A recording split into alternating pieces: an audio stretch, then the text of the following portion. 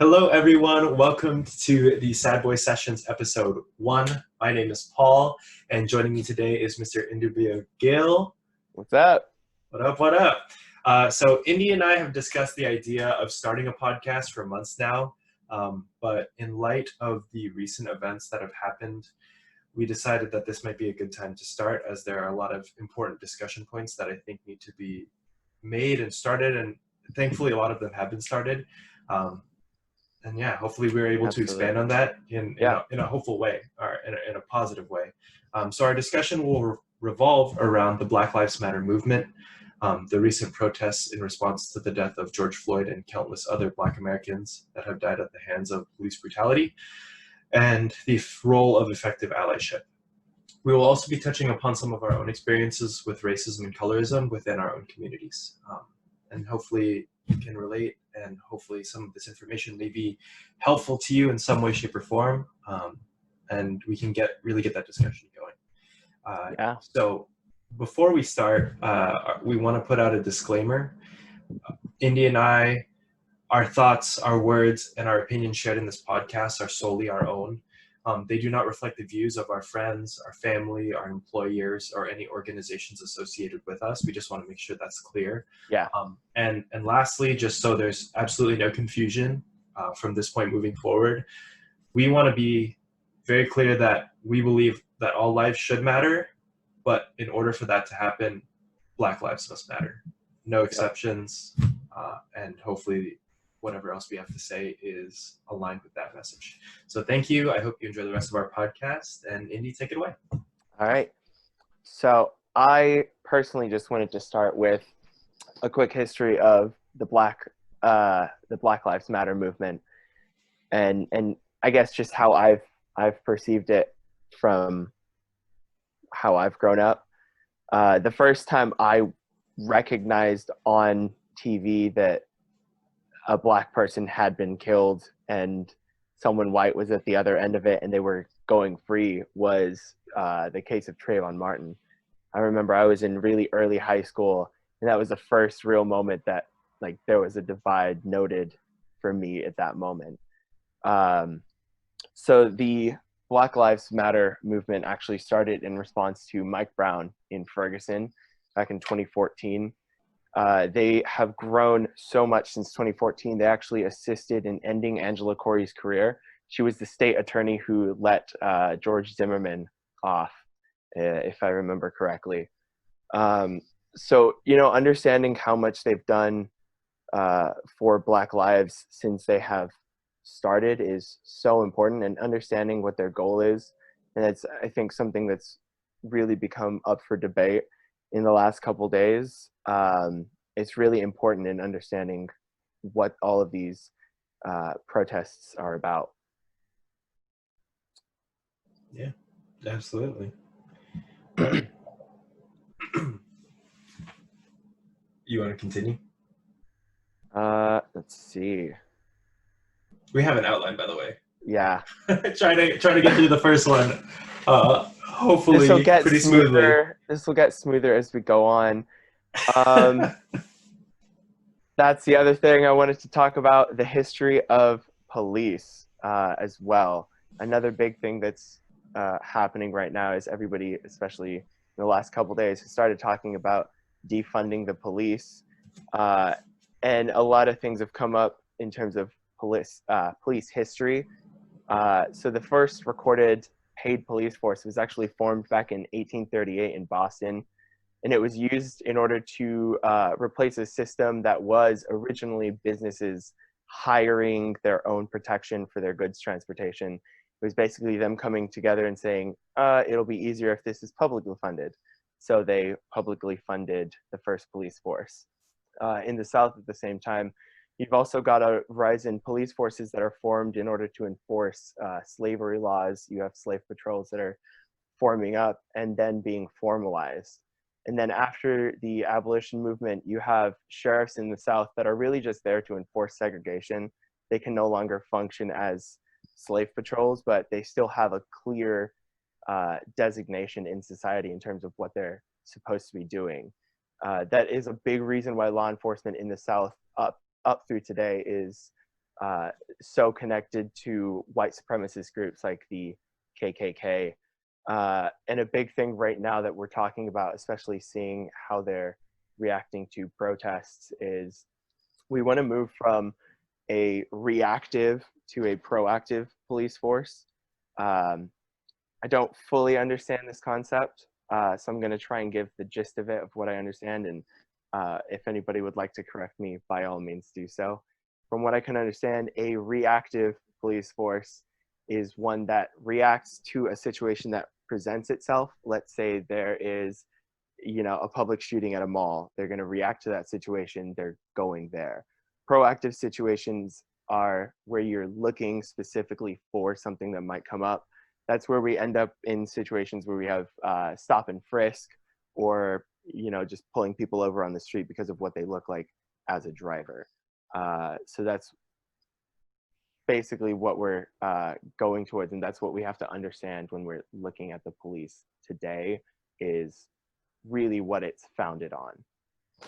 Yeah, like the foundational nature of it. And just to contextualize the situation, as of recent, not that I think anybody really is out of the loop on it at this point, a lot of the demonstrations and the protests that are happening, specifically starting in Minnesota, but now happening in all places of the world, which I think is incredible. It's so important. This is officially a worldwide movement. I haven't seen worldwide support for the Black Lives Matter movement at any point until really the last week and a half.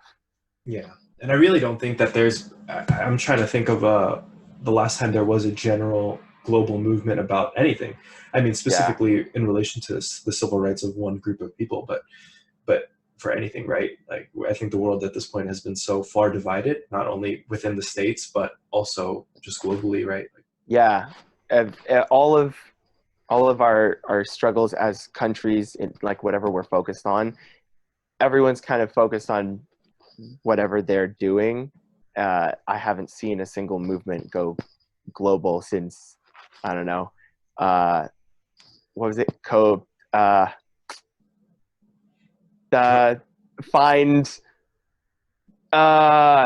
in Africa, the warlords. Oh, Coney?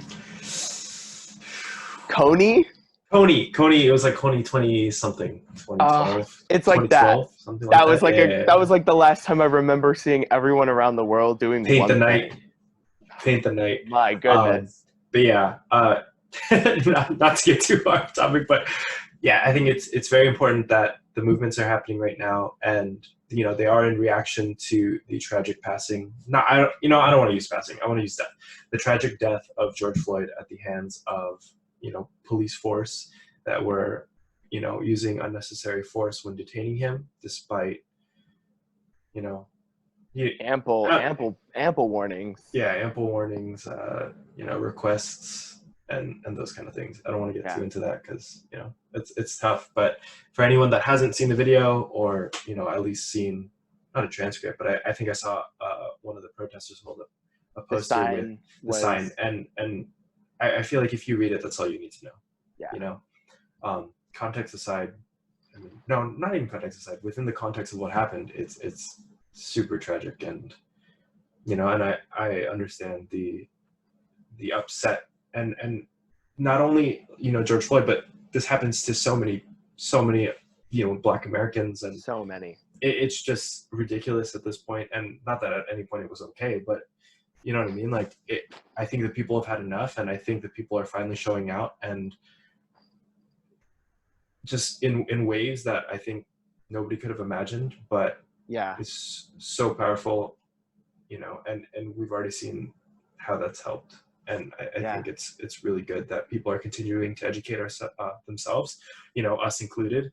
I definitely would like to think I know more now than I did before, but education is a constant process, and I don't think there is ever a woke meter when you hit the point where there's nothing more you can gain. And I think for us, we can only ever try to relate and try to understand, but obviously never fully understand what it would be like, and I think that we'll go into allyship and the role of that in a bit. But I think especially this moment within the Black Lives Matter movement, I think it's going to be really critical to focus on allyship. It's going to be really critical for us to figure out how to be allies, and for those allies to figure out how to convert more. I think it's going to be a really big thing in continuing how much we've done with this movement in the last week in avoiding, protest burnout. Yeah, yeah, definitely. We want to keep that fire alive for sure, and make sure that it's not a trend, and to realize that just because the hashtags fall out of the top 10 or anything like that, and people stop talking about it as much, that the injustices that people face, certain people in this country face, Yeah. those don't go away, right? Like that's not a trend. That's not a hot topic for the day, and I think that's something that's really, really critical for all of us to keep in mind, especially, essentially anyone that's not Black, like we don't understand what that's like, and we'll get into that a little bit more. Yeah. But I think that's an important thing for us to realize, especially as allies to the cause. Yep. Adjacent to the cause or with the cause, whatever. Okay, you want to move on to the next section? Yeah. Cool. So kick it off. One thing that I have really, really been focusing on is allyship. I figured out really soon that there were a lot of people specifically what I saw, there were a lot of white people who are waking up to concept of racism in this exact moment. And I had a couple people ask me, and none of these people are pre this moment racist whatsoever. None of them are, at all problematic, but they genuinely asked me in that moment. They were like, how can I be better? What am I doing right? What am I doing wrong? And I took that as just a really good sign that people are genuinely asking how to be better. And that caused me to look at myself, because I saw that it was really easy for my white friends to talk to white people, and it's a little bit more open discourse between them. But for me, I think the closest place that I can do it, especially being home and being in quarantine, is doing it with people of my own culture. I realized especially that non-Black people of color specifically are afforded a fair amount of rights that Black people just aren't. And I think it's up to us as people who are adjacent to a fair amount of racism to do that work and care about this movement. So I've been trying to find some ways to convert my uncles and aunties into caring about Black Lives Matter. Yeah, absolutely, and I get that too. I think one proponent, and I don't know if you agree with this or not, is one thing we really need to do as POCs, people of color, is address racism, especially I guess right now, especially to Black people,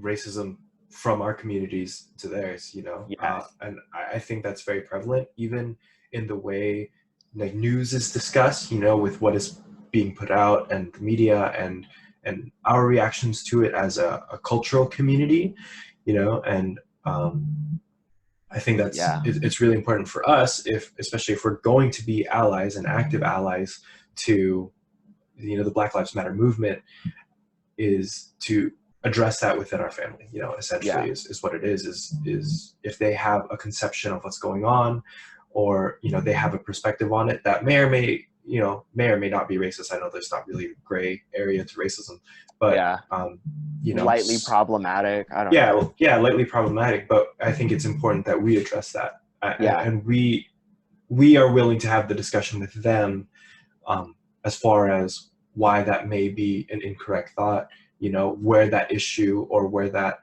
perspective on Black people or Black issues comes from, and then address that from hopefully a more educated standpoint in terms of understanding based on what we're able to learn from from Black people, or literature or works. Yeah. I always bring it down to,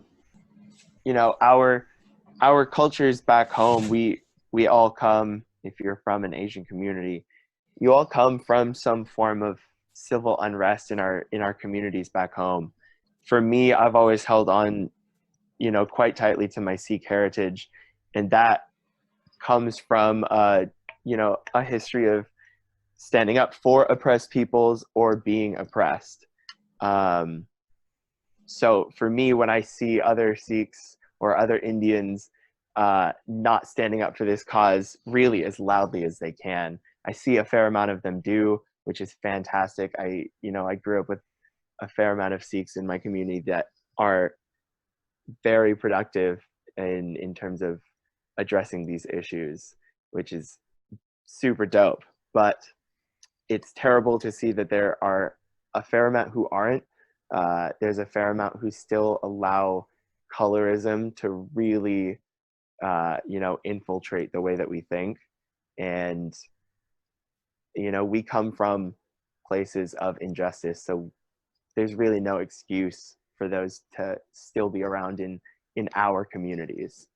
Yeah, I feel like because of where we come from, and I know that there's a much larger expanded conversation to be had about coming from places of civil unrest and injustices and colorism, that once, many immigrant families, whether they're from Asia or not, but a lot of the greater Asian areas, is they come to America, or we come from America, Yeah. and then we just want to, in a way, like, fit in, right? Like, we don't want to be the issue. We don't want to draw the attention towards us. And I think that is a big reason why we tend to stay out of really big issues, or try to, like actively participate as a culture, right? I mean, I'm never speaking on behalf of everyone. I think that's impossible to do, and nobody should ever do it. But from what I've seen, at least, a lot of it is, hey, and I've heard it from some people, not to name anyone or anyone, adjacent to me or anything like that. But some people just don't see it as their issue, right? It's not their fight to fight. They only have so many cards they can play, and they choose not to get involved in this one, which I think is something that I'll handle it when it's about my people. Yeah. When it's affecting me. Yeah. But yeah. And I think addressing that is the first step to at least being able to shift that perspective, right? Like newer generations, it's easier to mold the perspective when it's still being formed, but I think to shape it and to change something that's already been established, I think that goes really far. But absolutely, it can be done. I mean, from what I've seen already, just from talking to my own parents, like, we're able to have really productive conversation about everything that's going on, and understanding why it's an issue. And I think that's growth, right? And growth, much like understanding, and not understanding, education, it is an ongoing progress. Yeah. Everything is, it's just an entire constant learning experience, for us, for our parents, for our peers, for everyone around us. Even people of color, even non-Black people of color, despite everything that we should have in order to have already taught us, we are all still learning. I do just want to take a second to really encourage genuine understanding towards people learning. I think the learning experience is, I don't want to excuse anyone's racism, because again, I really don't think there is any excuse for it nowadays. But I think there's a lot of things that also stop people from learning, and that are systemically keeping these things in place. And it takes everybody kind of shaking the system up to get it all going again. So really be understanding towards people who are genuinely wanting to learn. It's not the kids who back in 7th grade asked me if they could have one of my turbans, and they wanted to like take a ball of grass and try to make it my hair. That's not genuinely trying to learn about my culture. But if people are genuinely trying to learn genuinely trying to be better people, I think we should encourage people being okay with that learning process. And I've actually got a question for Paul. I didn't ask you it. Oh man. I All dropped it in the right. notes, but you didn't read it. I didn't read it. Oh no. So I am a big fan of keeping a lot of my life public. I've been heavily advised against it, I know, but I feel like I was one of those people advising you against it. I know. I Right. just think that, especially when it comes to the fact that I am learning, I think it's important to show that people who know a lot of people, or people who you might already consider, forward, are still moving. Yeah. I think if I saw my favorite singer, if Chris Martin, if Chris Okay. Martin did something bad, From Coldplay Action, okay? God forbid, yes, Coldplay. So if I saw Chris Martin did something bad, Yeah. and he came out and said, look, man, this is the way that I thought, and it's wrong. If I like Coldplay and I used to think like that, he's got some sway over me. He's got something where I can go, man, Chris thinks this is wrong. Maybe I'm wrong. Okay. Yeah. Okay. But if we as people who are learning are not showing people that we are learning, no one is going to see that they can change their mind. That's true. So my question to you. Okay. All right. I'm ready. Should we keep this learning process public, or is that lightly performative? Is that me asking for praise because I'm learning? Is this in regards to understanding racial tensions or anything like that we're discussing, or is that just a general thing about learning and posting your progress, I should say? I think a little of both. Okay. A little of both.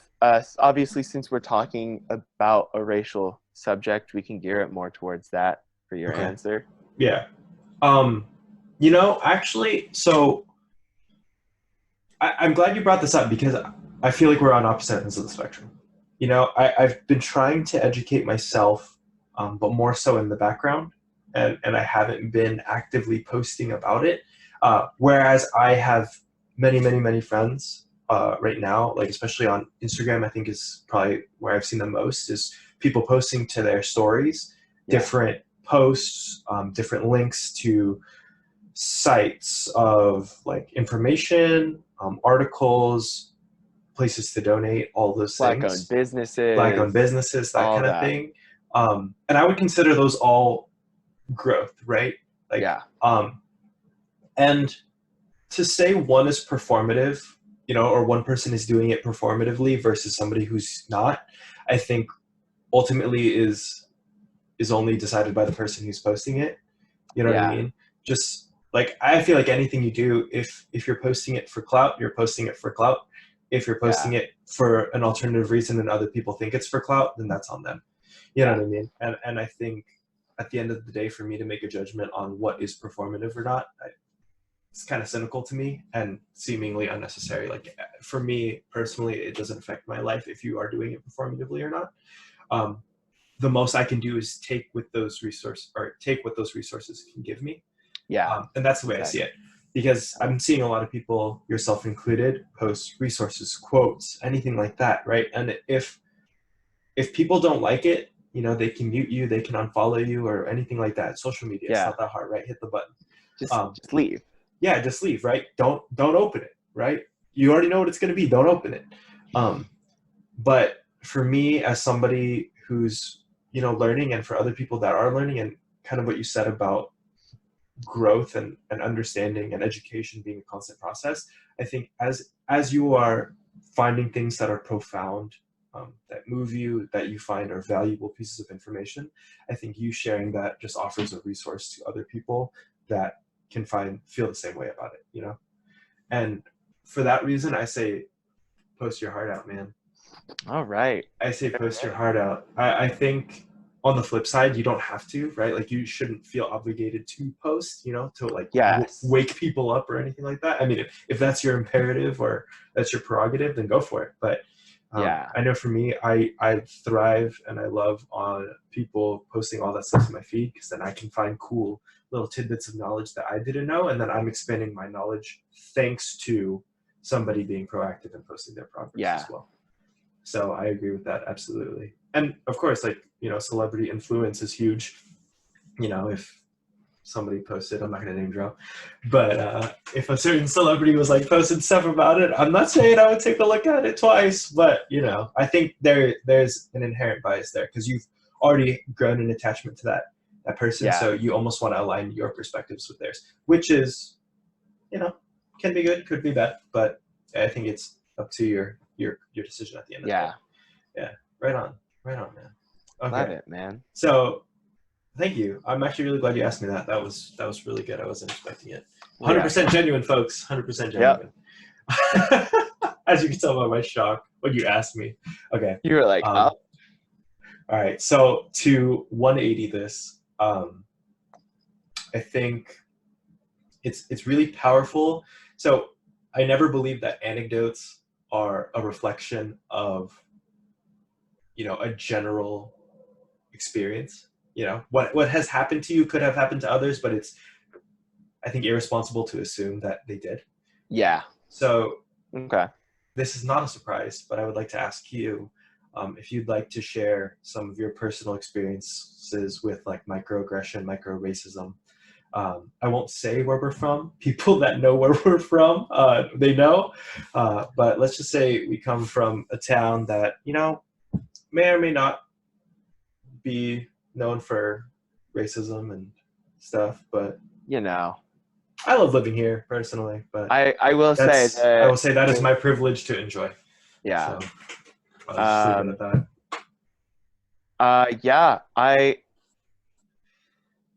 that. I think a lot of the microaggressions that happen to me are very funny.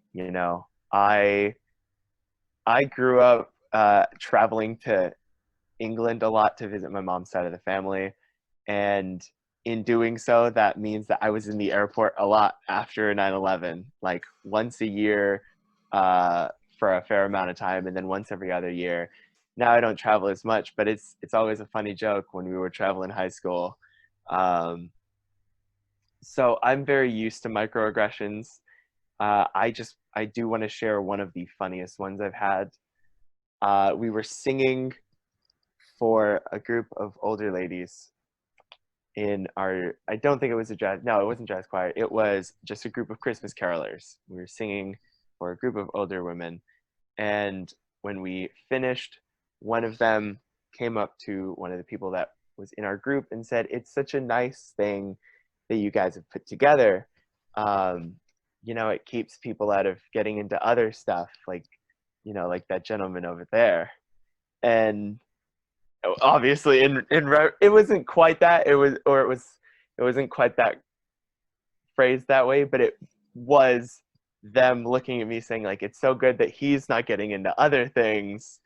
So that, and I didn't actually find that story out until many years later. If I had been actually there and like present when that person had said it, I have no clue what I would have done. That, I want to say it's funny, but I think in that moment I would have probably been offended at that comment. But honestly, so massively funny looking back at it. I have had people straight up just like, "Oh, you'd look so good with short hair." That one always gets me. I'm like, it's long. What about it? Yeah. Okay, I'd look good with short hair. Cool. Keep picturing it. There you go. I don't know what to do for you. It's not getting cut. Yeah. It's a lot of my microaggressions are really not micro. When they are, it's usually just stuff about like culture overall. It's like, do an Indian accent. Yeah. Kind of thing. And it's just like, it's so weird because microaggressions do stem from stigmas, from stereotypes, from things like that, right? Yeah. And it's a shame that, you know, I know we discussed that. I don't know if it fully lines up with like the model minority thing, but I feel like for us to even be able to joke about microaggressions, or for them to even be like microaggressions, right? And not Yeah. just full on aggressions, like racial aggressions, I think is a privilege in and of itself. And I think it's important that we can recognize that too. Yeah. Because there are, you know, going back to like the main topic that's driving this podcast, is that there are people that experience, you know, what we experience in like a really, really, really tiny dose, but like it could be life or death, you know. And Yeah. I They're think, macroaggressions. yeah, and it's absolutely like mad to me. I don't know why I got British for a second. It's I don't know. It's mental. That, you know, I've heard stories of, and I think I watched a video of like a black gentleman who's getting in his car and he's putting his license and registration on the dashboard, and everything that I could have never imagined myself doing, because it's not anything I ever thought about, right? And in a way that's like, I don't even know where this is going, but like it made me think about that, right? Like where we experience small things and can almost anticipate experiencing small things like that, like somebody making like an airport joke, right? Yeah. Somebody making a eating dogs joke, you know, like something like that. Like what we experience in like small dosages as jokes is like what some other people experience as like life or death, like Yeah. As full blown. yeah. And I think as people of color, especially ones that, you know, I will only speak for myself, and I will make that very clear. I'm only speaking for myself on this. Like, I think I've been really lucky enough to not experience real like racism. Like, to be honest, you know, just to be straight up, like when I see what other people have experienced that are like racially charged, like even you, like we're friends, you know, but Yeah. I've seen and heard some of the stuff that's targeted at you, and I'm like, there's no way I have been anywhere near that, right? And I think Yeah. that's important to internalize. For me, like myself, like, you know, speaking for myself, is when you're trying to understand your role, or how you fit on, you know, the spectrum of what you've experienced versus what somebody else has experienced, I think it's important to hear what they have to say, to listen and understand, not in the way of like, yo, I understand exactly what you're talking about, right? Because I won't, right? But I think it's important to hear you and be like, this is what people go through, right? Like, Yeah. this is something that, while I may have experienced that I could consider microaggressions, other people experience far and beyond like anything like that, you know? Yeah. And I don't know if that was too far off topic, but I think I that, actually, yeah. it is lightly off topic, but it delves into something else I wanted to bring up later anyway. Okay. So let's lightly continue down, and then we'll get back to talking about model minorities in a bit, because I do really want to just talk about that. I love it. Okay. So speaking about how people just, you know, people go through things that you literally can't comprehend. A friend of mine just told me to listen to a podcast called Invisibilia. And I think she told me like 3 days ago, and I immediately I dove into like 4 different episodes. I listened to the one that they told me to talk about, and it was so relevant, and I just went along and I was like, what else could I possibly use to kind of find out more about this exact situation? So in this particular topic, in this particular episode, they talk about frame of reference, which is basically how we can possibly understand the world around us. In the very beginning of the podcast, they talk about someone who has TMS and no, sorry, not TMS. Someone who uses a TMS, which basically allows people on the autism spectrum to experience different emotions. Mhm. I don't quite know how to explain it, but the example was, she said one sentence and she watched one scene before the TMS test, and she didn't pick up on any social cues in either of the situations. And then after she had the TMS, it's basically like something that goes around your head and it plays a tune, and it's like a metronome for about 30 minutes. Okay. And the effects of TMS wear off after 30 to 60 minutes, so it doesn't last forever. But when it had worn off, when the conditions had worn off, she was able to go back and look at that and say, I remember what it was like to watch that scene and hear a different emotion coming out of it. So I think it's really important for us to, search for that frame of reference, like we've been able to do, in terms of understanding that the racism that somebody else receives is so much worse than the racism that we've received. Yeah, absolutely. And I think it's so important to go along with frame of reference that we don't equate the two, Yeah. like it is a spectrum, I mean, as black and white as it may be, right? Like, and I know racism is pretty much a black and white thing, for the most part, I would think. But what you experience as a cause of it is on a spectrum. And I believe that to be true personally. I believe that we can all be victims of racism in one way or the other, but there are definitely certain groups of people that have it worse. And this is why movements like Black Lives Matter, that's why they matter, right? Like they're drawing attention, as there should be, to black issues, being victimized by racism, systemic, internal, I can't list all of them at once, but I know that there was like a really good article, and I'll try to find it and then get at the bottom of the video. But there's so much things to learn, right?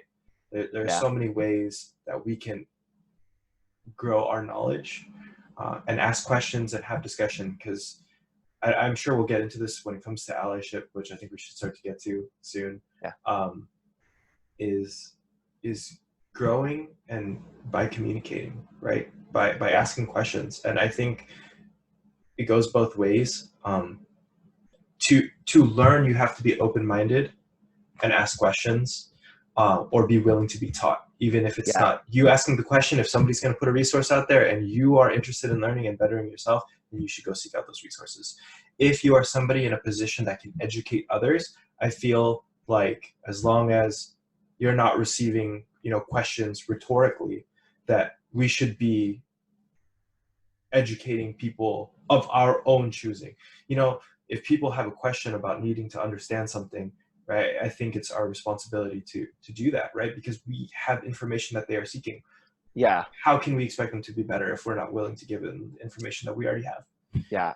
I've just been thinking about that a lot. Is like, I got that point from you. Oh my God, I did. I told him that like 20 minutes ago.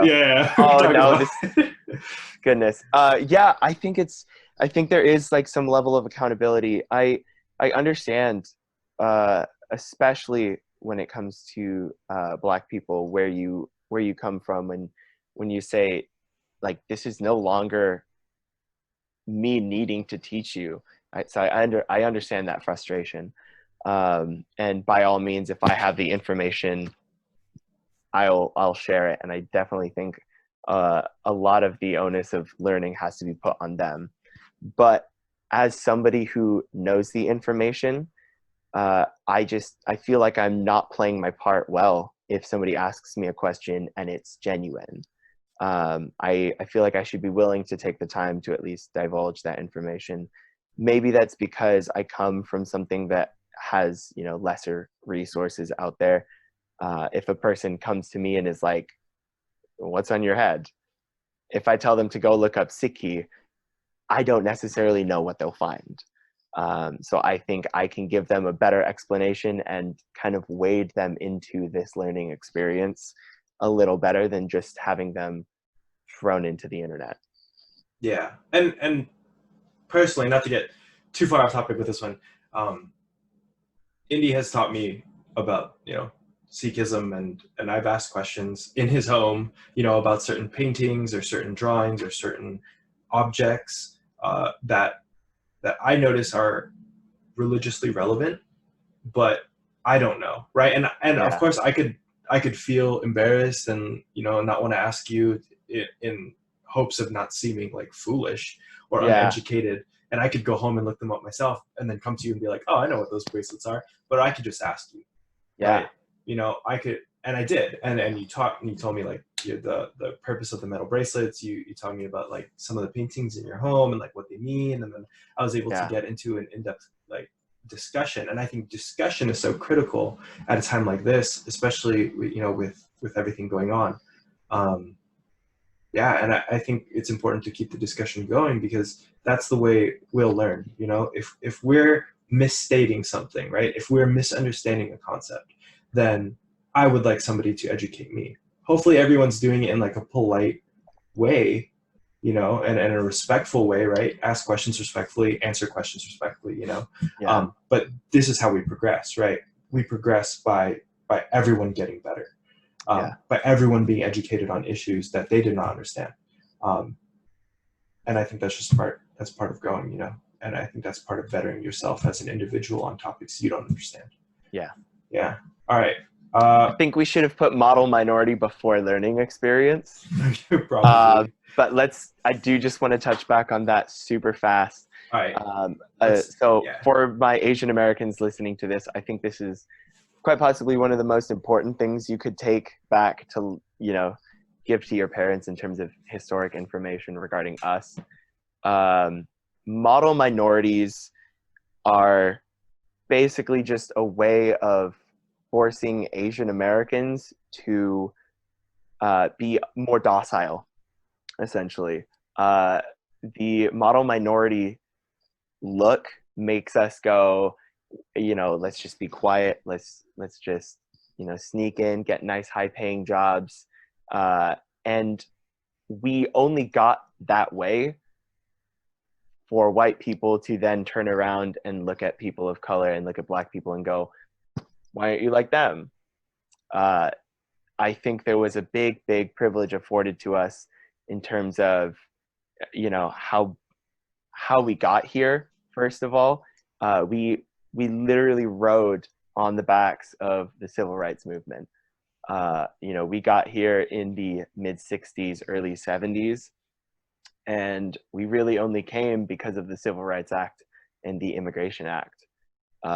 So we owe so much of our success in America as all Asian Americans. We owe so much of our success to Black people, both paving the way for us and because we eventually ended up just getting the things so that we could be images of, why couldn't you be like the Asian American communities later? I think a lot of Asian parents kind of pride themselves on fitting that model minority. We made it, we were quiet, we got there. But we really have to break down that idea. It's not a good thing to be a model minority. If you are naturally quiet and if you do not naturally stick out like that, by all means, don't change yourself. But I do think that there is something so bad about, clamping down on ourselves to fit that model. Yeah. And I think a lot of the resistance I've seen or intentional passivity from Asian communities that I've seen, or from what I've heard from people's parents or something like that, is assuming that they've had this like model minority idea like in their head, is that by challenging what exists we can lose what we have. And I think that's the wrong way to go about it, but I absolutely understand, like, every immigrant story is different, but having spoken from the ones that I know, like the ones close to me. I guess I haven't looked at it from that position. I've never looked at it from the, we have this, but we could lose it. Yeah. And I think that's the fear. you know, and I don't know if that is the case, you know. I would hope that it's not, that Yeah. that your silence is not, your silence doesn't lead to complicity, which then leads to you keeping what you have because you didn't say anything about it. I think that's wrong. I think all injustices should have opposition. You know, I think we should absolutely fight for, you know, the justice so that there can be peace Yeah. amongst all groups and for all groups. And I think our role as minorities, right? Minorities, um, is to fight for that, right? I think that it's so core to what we have, not only as you said, like as a thank you, but you know, we as a people, right, as a general people that have come to America, right, you never leave somewhere good if you're not going somewhere better, right? Or you Yes. never, like, why would you travel how many thousand miles from wherever you came from, leaving everything you know, for worse, right? And I think, yes, we did it, but we need to help others do it, We need right? to, yeah. We need to help others do it, even if they're not our people, right? Our people, right? Like our ethnicity. You Yeah. know, you hear about, I mean, specifically like Filipinos that have come to America, they've made it, like they send money to the Philippines, they're like trying to help, you know, their family come here, like, because it's better, right?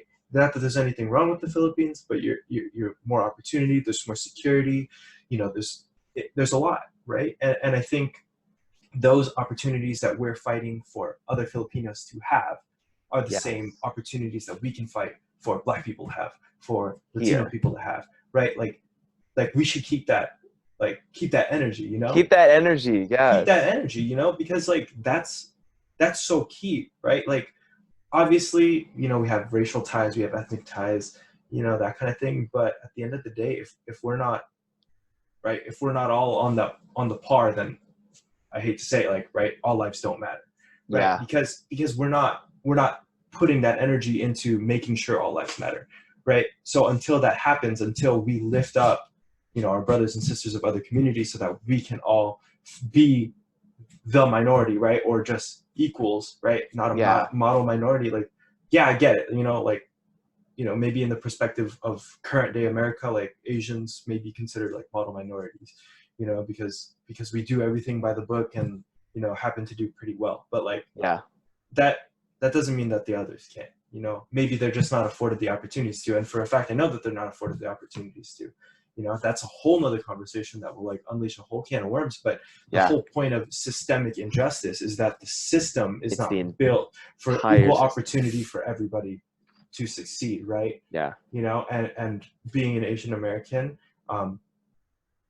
you kind of just assume that that's your life, but really that's a privilege afforded to you by the system, Yeah. right? You know, and Systemic racism does not affect you know, all people of color the same way. it doesn't at all, you know. The And it, system's not stacked up against Asian Americans, not yeah, nearly as much. yeah, I mean, you hear about it like, oh, if you put Asian on your SAT or whatever your Yeah. application, then there's a quota. But like, you know, at the end of the day, if that's what you're facing, and not, hey, you live in this community, you can only go to these schools with terrible ratings because blah blah blah XYZ, you know, that's systemic. I don't understand how that's, you can't say that Yeah. it's systemic. Like that's, you're literally holding people down based on where they're located, where they live, From birth, from birth, right? from the get-go. Yeah.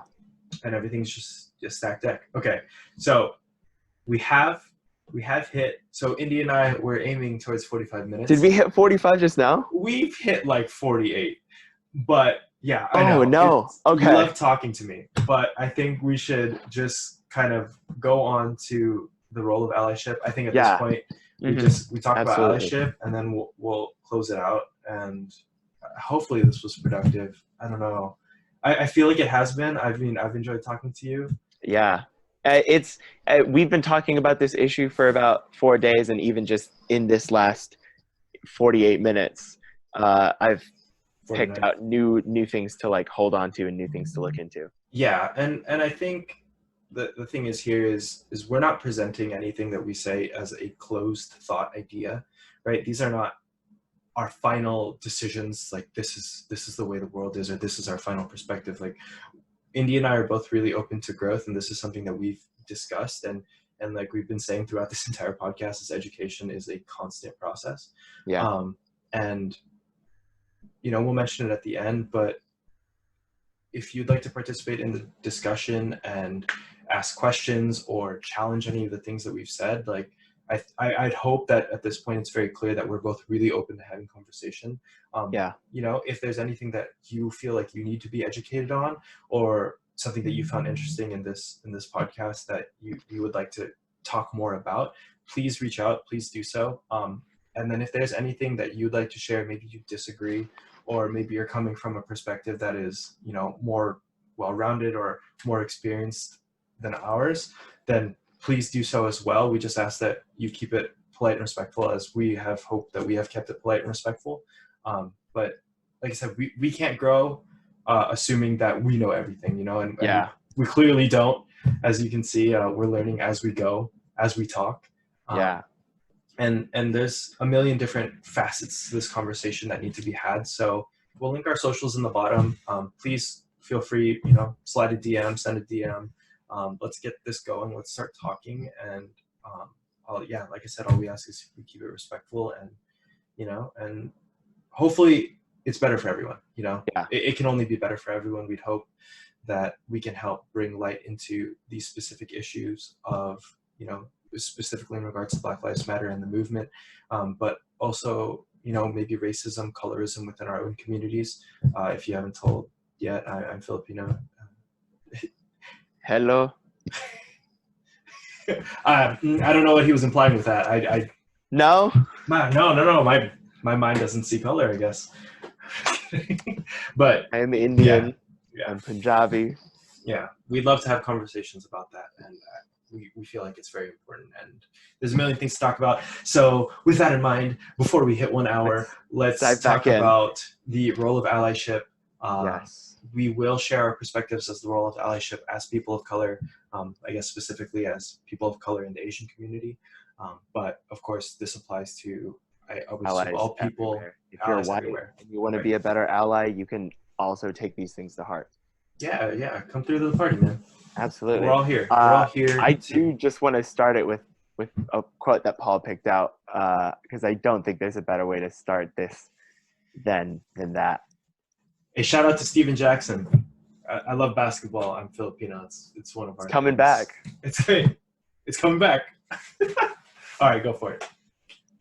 Oh no, you're saying the quote. Am I saying the quote? Okay. So I watched a video recently. It's Steven Jackson. If you don't know who he is, he's a former NBA player. Super dope. And he was being interviewed at one of the protests, and he said this quote, which really resonated with me.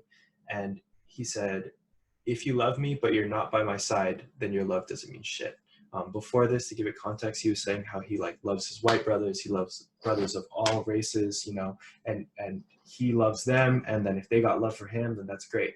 But if that love doesn't mean that you're not standing by his side, he said, then your love doesn't mean shit. And I think that's really good way of making it relatable into saying, you know, it's not enough to not be racist, right? You can say, yo, I have a black friend, or I have an Asian friend, or I have this friend, or I'm not racist, right? But I think what's really been growing momentum is it's not enough to be racist. You have to be anti-racist. And to be anti-racist, it means you're proactive against racism within your own community, within other communities. You're tackling it as an issue that you are firmly against and that you are not complicit in supporting. And I think that is the most crude but eloquent way that I've seen that idea being put is just you have to be about stopping racism. You have about to show being up against it. You have to show up, right? Like you have to show up and you have to show out. The biggest thing, I guess, is like how allyship looks has changed.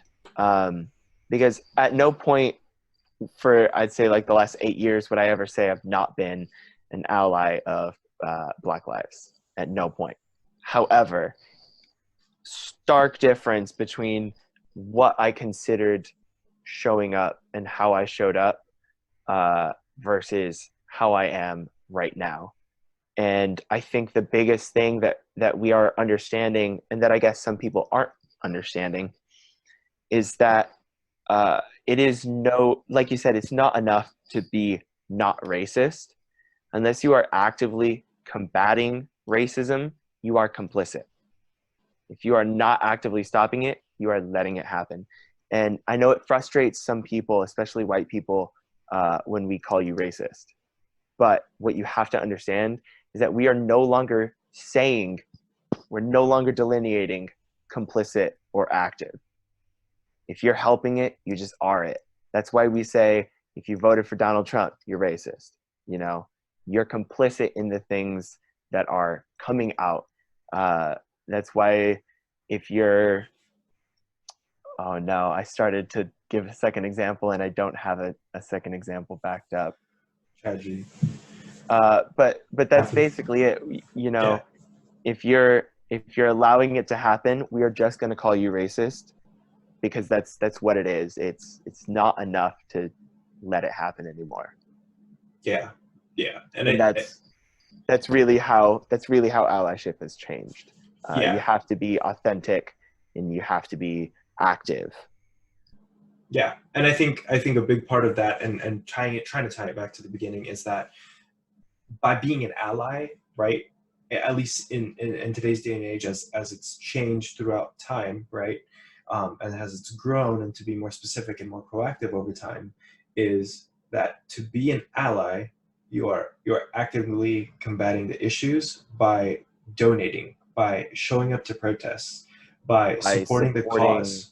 Yeah. Local businesses, local artists.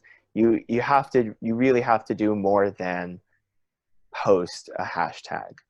Or say you're not racist. Yeah, or say you're not racist. That one is really the worst. If you can't even like post a hashtag, but you're saying you're not racist, something's wrong there. But really just back up your talk. Walk your talk is really what we're asking of you now. Yeah, and be genuine about it, right? Like, you're gonna see people saying, "Oh, people are only about Black Lives Matter for the clout," right? Because that is like the popular thing to do right now. That's true. Yeah. Going back to what we were saying earlier, is if you're doing it from a genuine perspective, don't worry about the people saying you're doing it for clout. You know what I mean? Like, hopefully you're not doing it for clout. Nobody can know except you. But if you're about it, then be about it. Is about as well I can put it.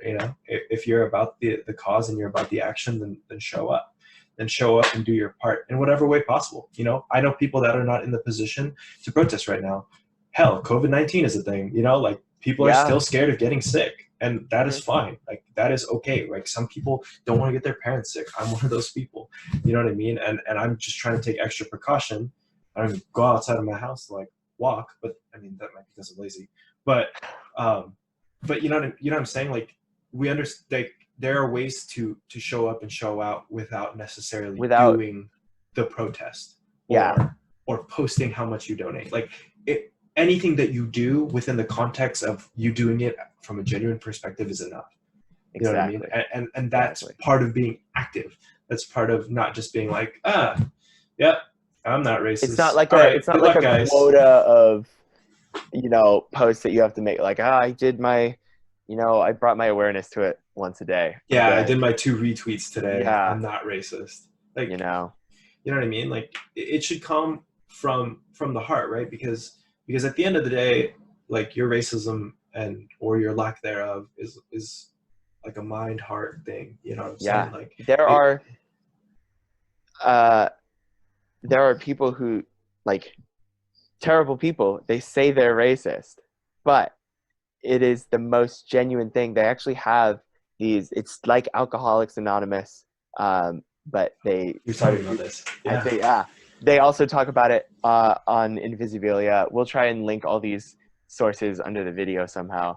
But they, at the end of one of their episodes, they talk about how there is a racist anonymous group, and they go around in the circle just like you would at an AA meeting, and they're like, "Hi, my name is John, and I'm a racist."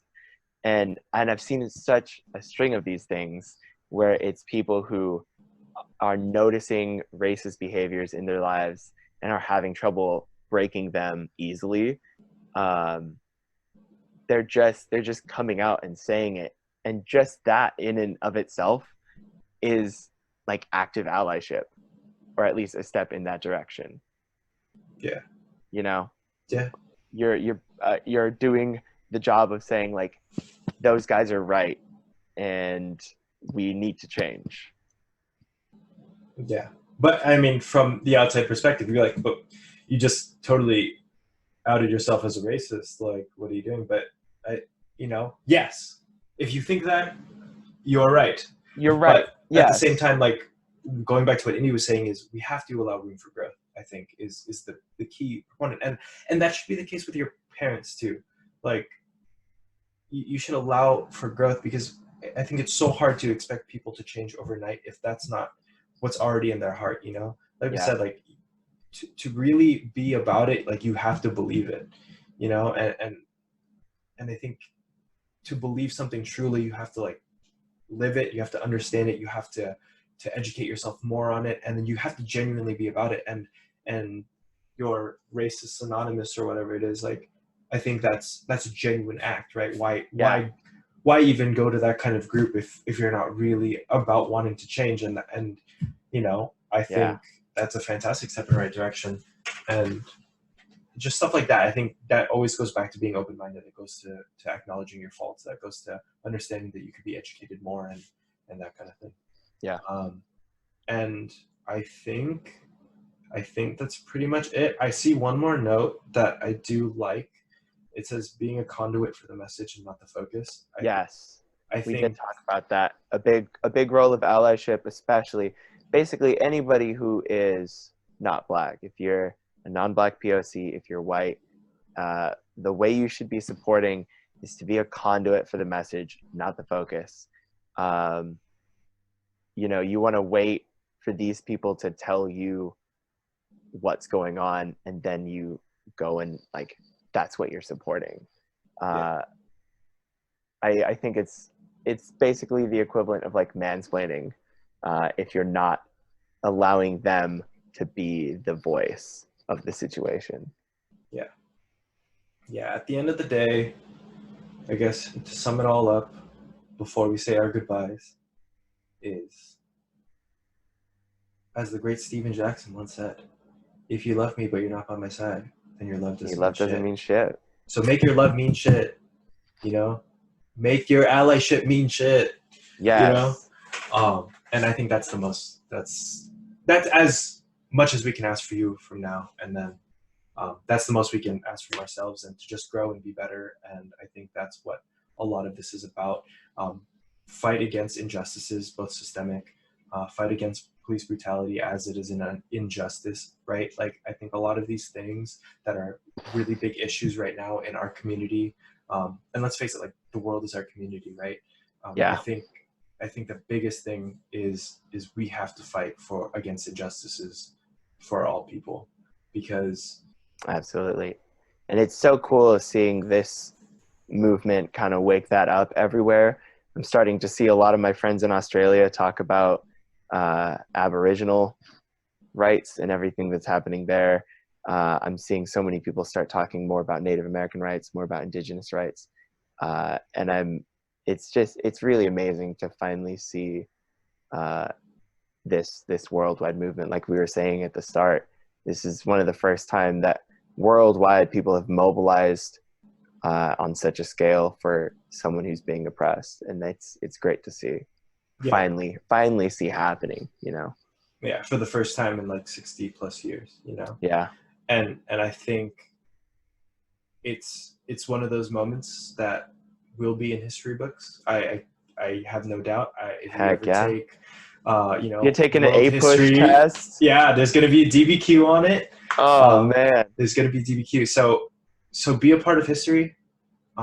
Play your part, and play your part in the most genuine way possible, and try to be on the right side of history. Absolutely. Try to be on the right side of history. And again, feel free to reach out to us if you guys want to continue the discussion. If you guys have any questions, any clarifications, we'll go ahead and drop our socials. Feel free to reach out to us. Yeah, this video is going to be 100% unedited, just for the sake of being genuine. We want to make sure that you don't see us giggling about something and then taking like a side, cutting it and then like putting it together. Like, that's not real. Real talk is just straight unedited photos. Plus, I don't have to do any editing, that's the case. Makes it But easier. in reality, it is more genuine, and Yeah. we want to make sure our message comes across as such. With that being said, there may be mistakes, miswordings, anything like that. We're just talking off the fly. We have an outline, but all the discussion is free flowing. So if there is anything that didn't, sit right with you or came across incorrectly, please understand like what our overall message was, and then try to contextualize it in that way. Yeah. Because Please. obviously, if we misspoke and we, depicted something incorrectly, or we're being insensitive in any way, shape, or form, obviously that was not our intention. So if that's what happened, please let us know.